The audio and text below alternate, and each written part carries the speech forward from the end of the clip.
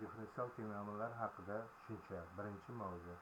Hozirgi kunda fan texnika rivojlanishi borgan sari matematikaning rolini ortib bormoqda. Shu jumladan matematikadan fizika, mexanika va astronomiya hamda iqtisodiy masalalar yechish, biologik jarayonlarni tahlil etish va boshqa ko'p sohalarda foydalaniladi. Bu sohalardagi jarayonlarning matematik moduli differensial tenglamalar nomi bilan yuritiladi.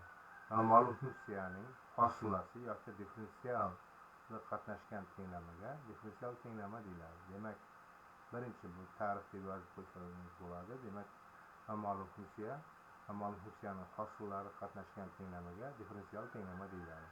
Agar noma'lum funksiya bir argumentli bo'lsa, u holda bu tenglama oddiy differensial tenglama deyiladi. Agar noma'lum funksiya ko'p argumentli bo'lsa, u holda bu tenglama xususiy hosilali differensial tenglama deb ataladi. Misol, faraz qilaylik, moddiy nuqtamiz OX o'q bo'ylab harakat qilsin. Harakat funksiyasi ft bo'lsin. Bundan tashqari biror t teng t0 momentda uning absissiyasi x0 qiymatini qabul qilsin. Shu moddiy nuqtaning harakat qonunini toping. Bu masalaning matematik moduli dx taqsim dt teng ft. X x0 teng x0 ko'rinishi bilan foydalaniladi. Keyinchalik bu nimani biz qo'shiq masalasi deb ham hali keyin o'tamiz mana differensial tenglamalar nimasida. Xo'p, endi bu yerda yana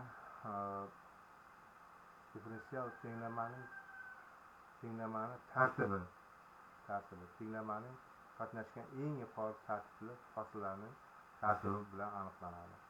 Demak, differensial tenglamaning tartibi deganda biz hosillarning tartibi bilan tushunamiz ekan. Ta'rif: ushbu f x y teng 0 birinchi tenglama hosilaga nisbatan yechilmagan birinchi tartib oddiy differensial tenglama deyiladi. Ta'rif 2: ushbu d ya'ni dx dan dy bo'yicha, masalan, mana bu nima deymiz endi? Mana shu ikki argumentli bo'lganda xususiy hosillar quyidagicha olinadi.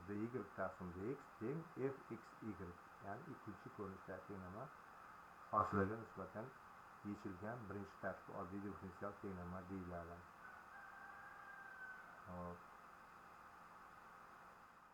Bitta o'zgarmas songa bog'liq y teng m x birinchi tenglamaning yechimlari oilasini ifodalovchi funksiya tenglamaning umumiy yechimi deyiladi. Yoki ta'rif: agar sistema y teng wx vx munosabatlar s parametrini yo'qotish mumkin bo'lib, natijada ikkinchi tenglama hosil bo'lsa, u holda uchinchi funksiya ikkinchi tenglamaning umumiy yechimi deyiladi. Ta'rif: umumiy yechimidan s parametrini aniq son qiymati uchun hosil bo'lgan yechim xususiy yechim deyiladi. Demak, sening aniq qiymatini topib olsak, u holda bu xususiy yechim bo'ladi. S bo'lsa umumiy yechimlar to'plamini beradi. Ya'ni ta'rif 6: yagonalik o'rni bo'lmagan yechim maxsus yechim deyiladi. Maxsus xossaga ega bo'lgan yechim maxsus yechim ham deyiladi. Misol 3: tenglamaning yechimi y teng 2y ildizdagida y 0dan katta teng shart qo'yilyapti. Bu yerda y 0dan farqli deb olamiz va ildiz ostida, demak, y ga ikkala tarafni bo'lib beramiz. 2 ildiz ostida y ga. Demak, mana quyidagi ko'rinishni olamiz. Yoki buni bo'lsa y ning hosilasi teng 1 deb yozib olsak ham bo'ladi. Tenglamaga ega bo'lamiz. Buni integrallab olsak, u holda ildiz ostida y teng, demak, x plus s bo'lyapti.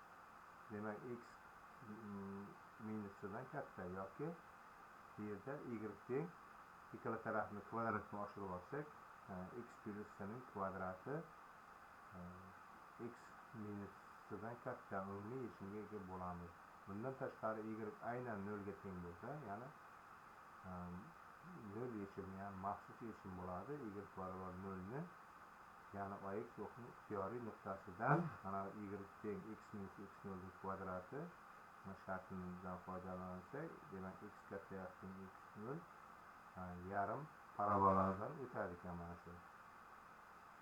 Mana shu hozir umumiy nimani bizni differensial tenglama tushunchasi, ya'ni hosillar qatnashgan tenglamalarga aytlaydi ekan. Mana shu haqida gaplashdik. E'tiboringiz uchun rahmat.